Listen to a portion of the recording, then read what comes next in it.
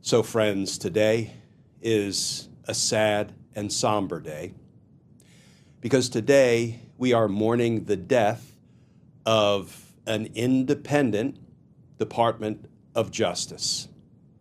Please join me in a moment of silence. Thank you. Let's talk about that because justice matters. Hey all, Glenn Kirshner here. So friends, upon being sworn in as Attorney General, Pam Bondi issued a memo, a bunch of memos actually, but we're going to focus on one in particular because it signals the death of an independent Department of Justice and the birth of a Department of Justice that protects Donald Trump and pursues his enemies rather than remaining loyal to the rule of law and protecting the American people. Let's start with the new reporting. This from USA Today. Headline, AG Pam Bondi sworn in, vows to end weaponization of Justice Department.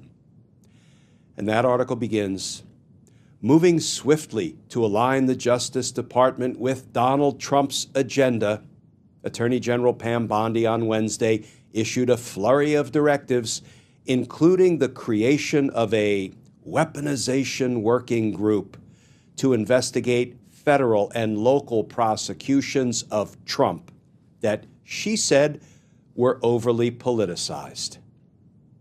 So she won't be focusing on making America safe for the people of the United States. Rather, she'll be focusing on making America unsafe, if not a living hell, for anybody who dared cross Donald Trump, anybody who deigned to investigate or prosecute the obvious crimes Donald Trump committed. All my editorial addition.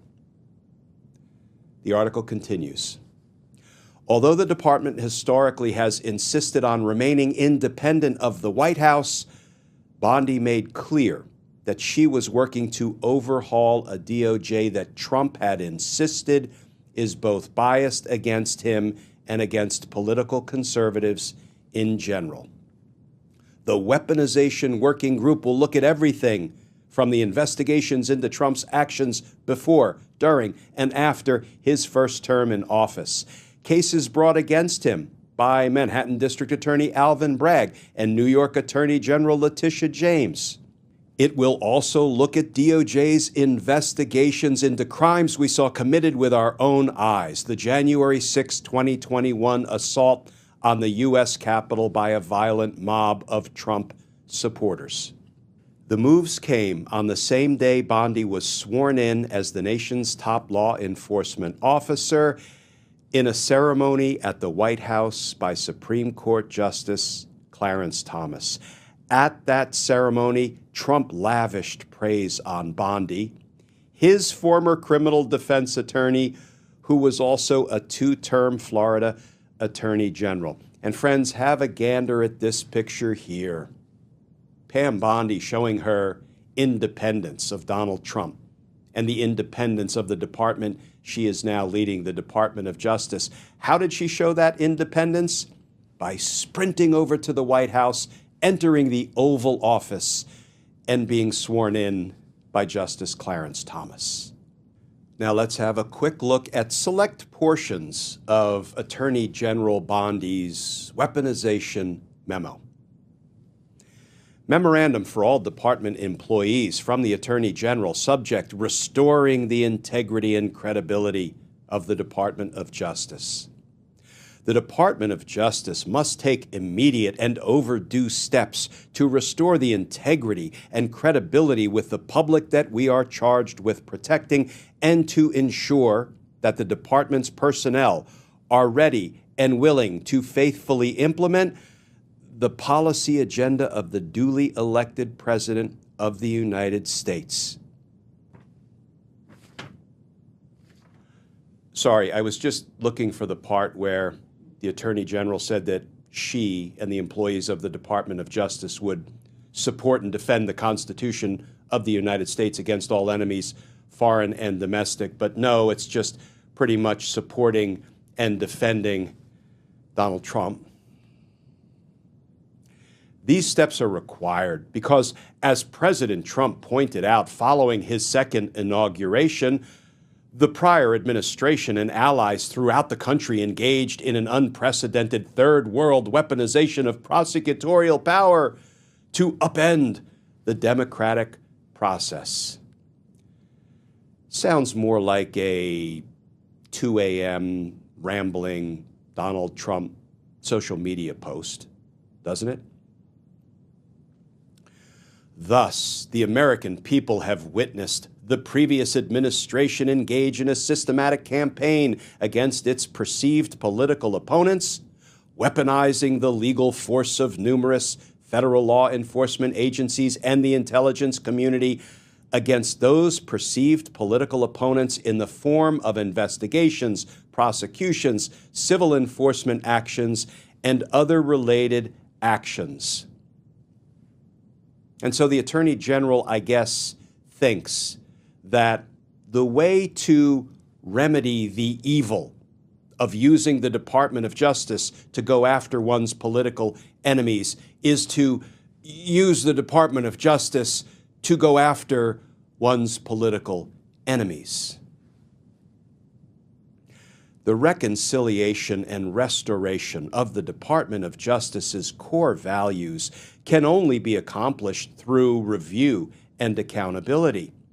The department has already started this process, but much more work is required. No one who has acted with a righteous spirit and just intentions has any cause for concern about efforts to root out corruption and weaponization.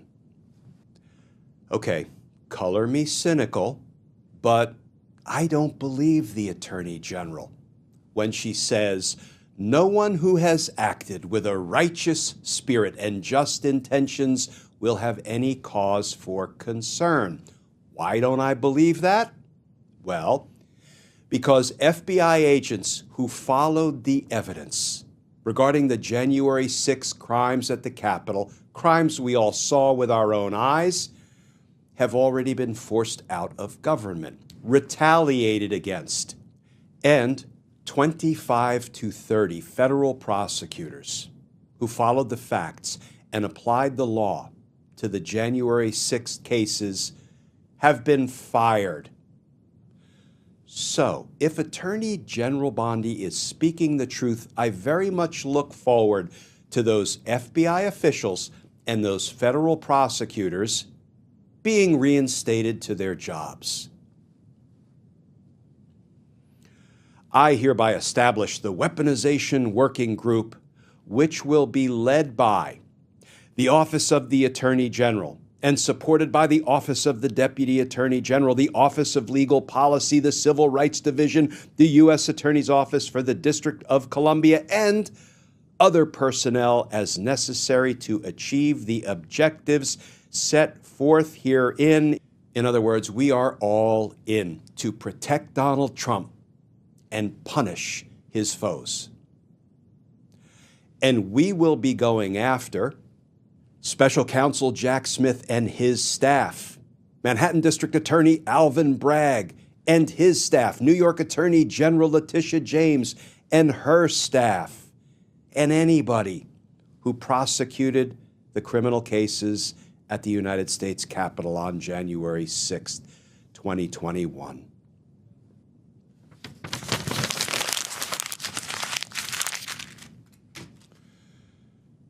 So friends, let's finish with this. Rest in peace, independent Department of Justice, date of birth, July 1st, 1870, and date of death, February 5th, 2025. You know, friends, when we right the American ship, and we will, I look forward to seeing what rises up from the ashes of a once proud, once independent Department of Justice because justice matters.